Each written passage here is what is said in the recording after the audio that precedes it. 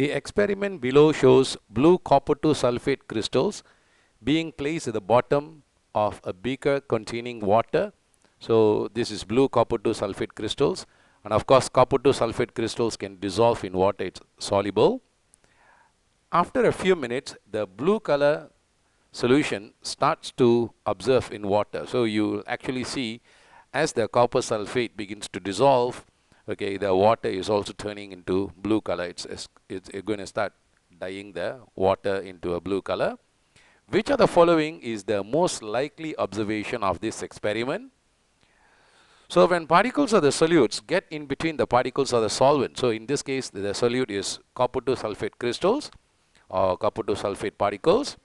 When they get in between the particles of the water, which is the solvent, okay, the process is what we call as dissolving.